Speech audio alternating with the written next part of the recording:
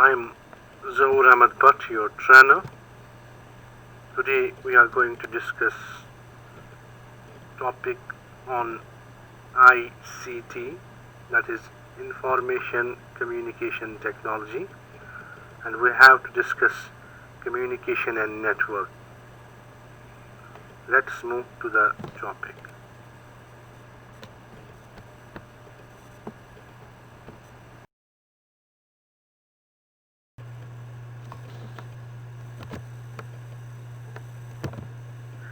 Internet क्या है?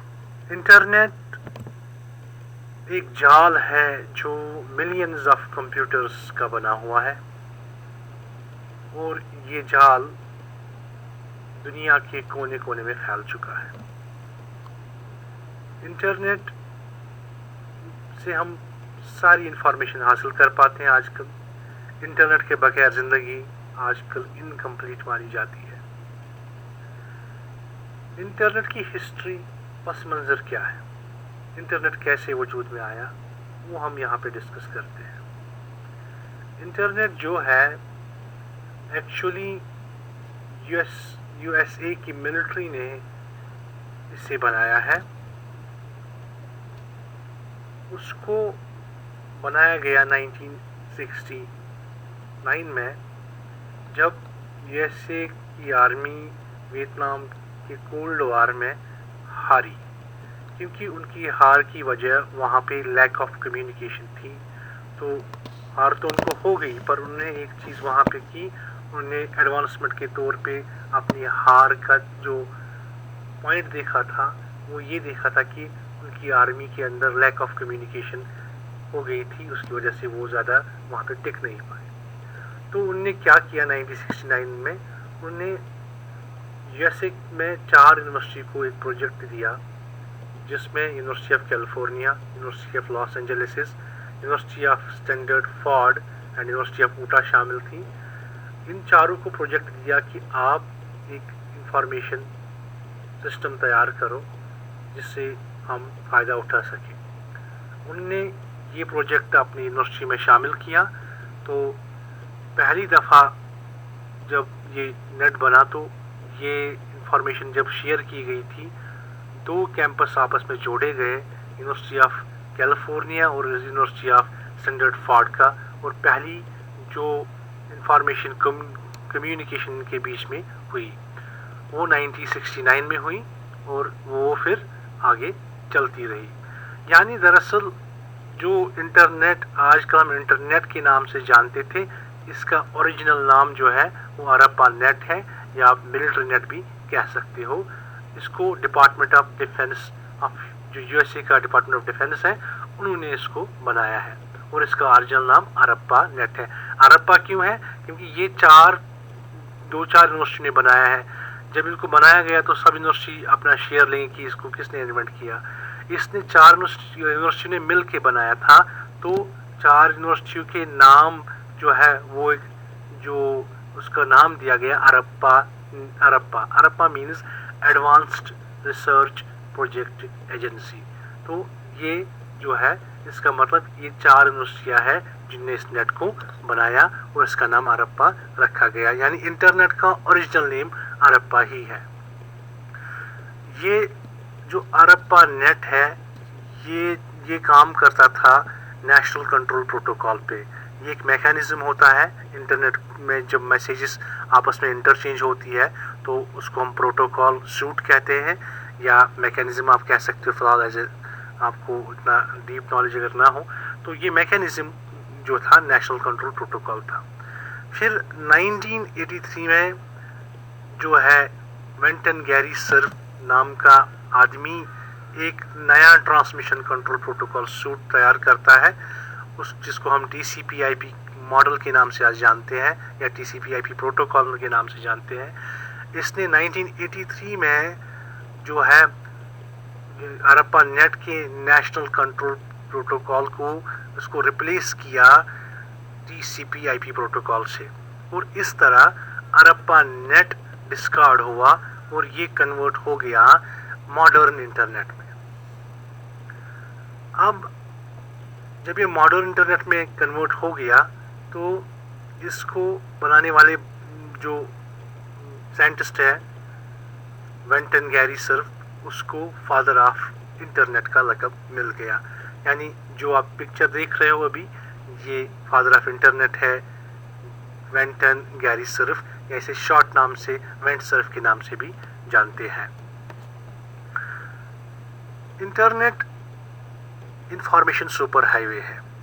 हम कोई भी इंफॉर्मेशन शेयर कर सकते हैं, ले सकते हैं, और इसको हम इंटरनेट को हम वाइड एरिया नेटवर्क से जानते हैं, क्योंकि ये नेटवर्किंग के वाइड एरिया कैटेगरी में आता है, जिसमें कोई फिजिकल बैरियर ना हो और हम थ्रू आउट वर्ल्ड जो है इंफॉर्मेशन को एक्सचेंज कर सके।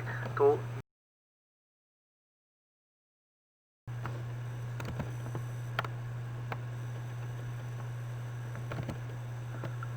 यूजेस ऑफ इंटरनेट क्या है?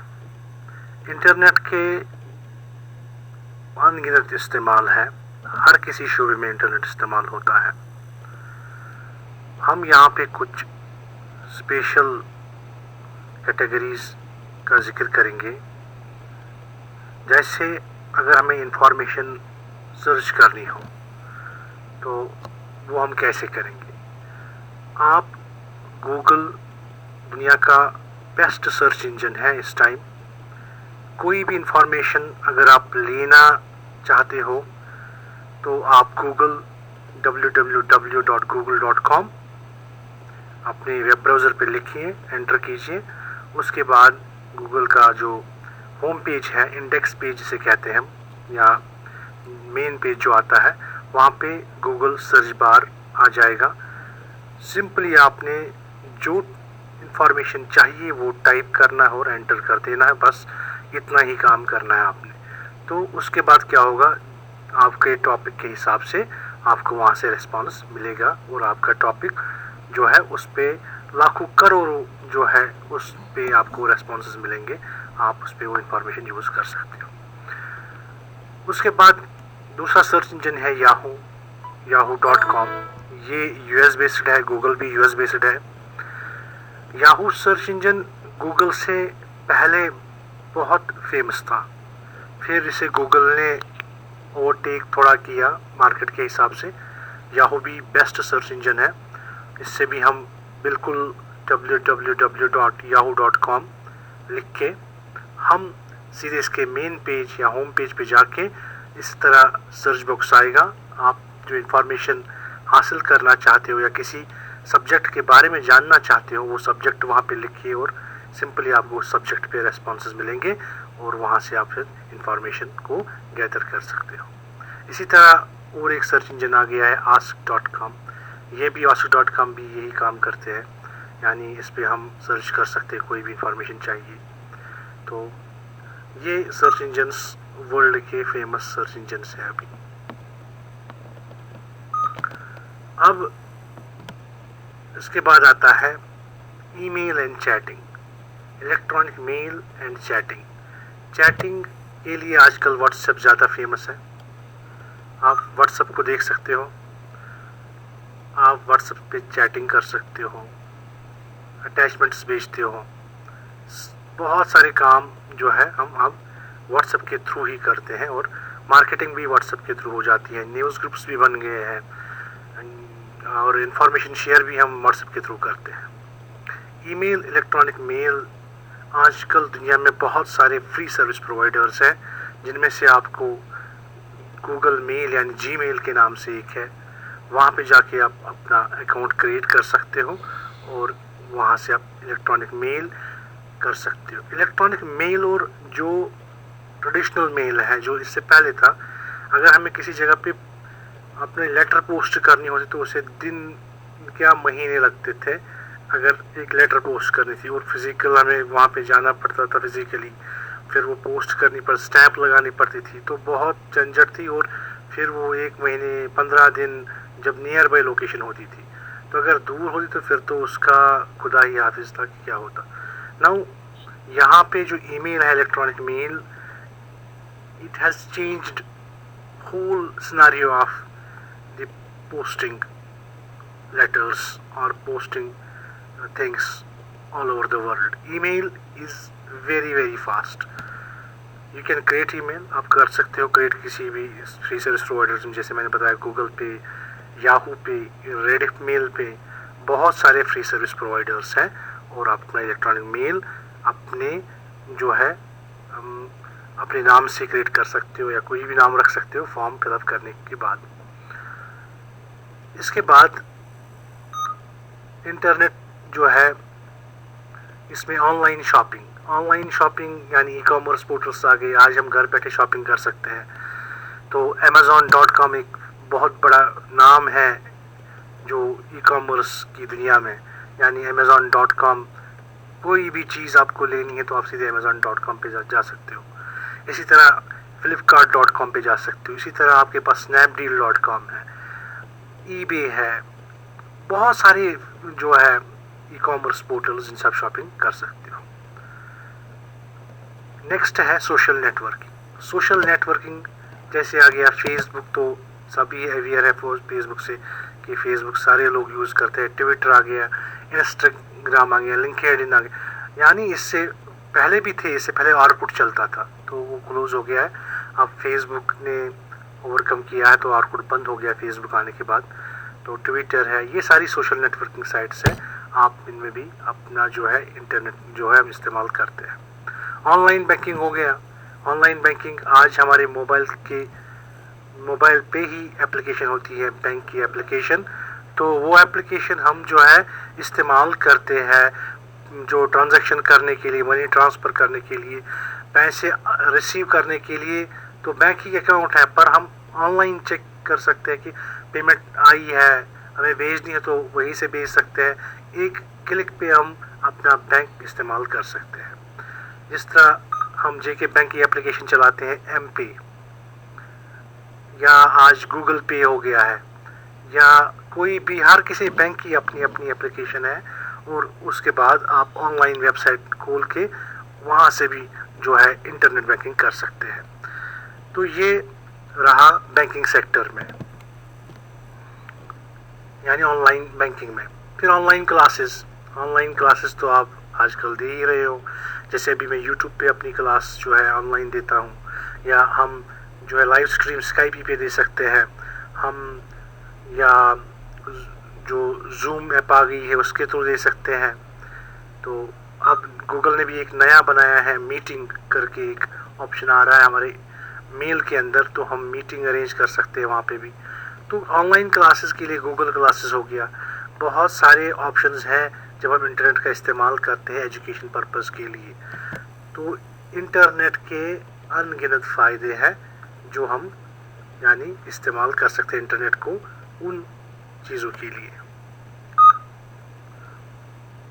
अब जो है वो ऑनलाइन मार्केटिंग हो गई।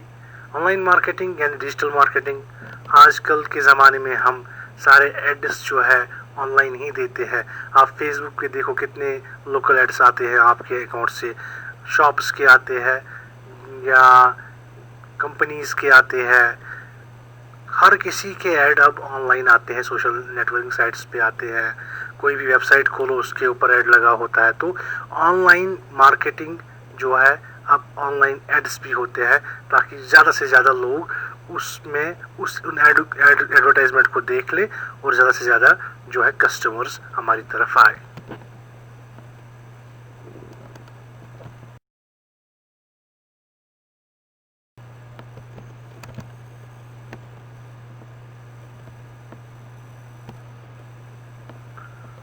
हाउ टू कनेक्ट इंटरनेट को अपने डिवाइसेस के साथ हम कैसे कनेक्ट कर सकते हैं। इंटरनेट कनेक्ट करने के लिए ये ज़रूरी है कि आपके पास एक कंप्यूटर हो या लैपटॉप हो या स्मार्ट डिवाइस या स्मार्टफोन हो।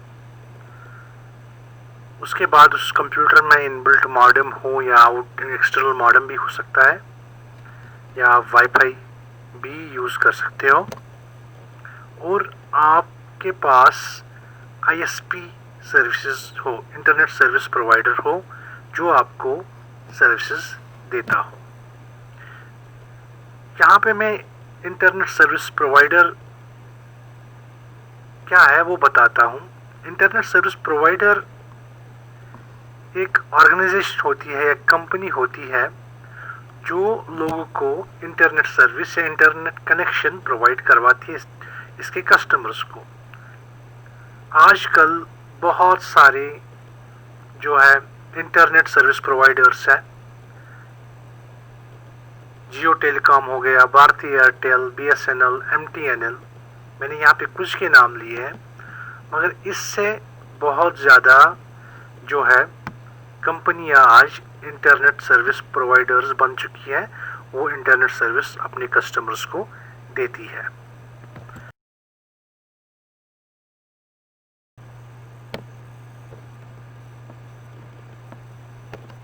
Types of internet connections.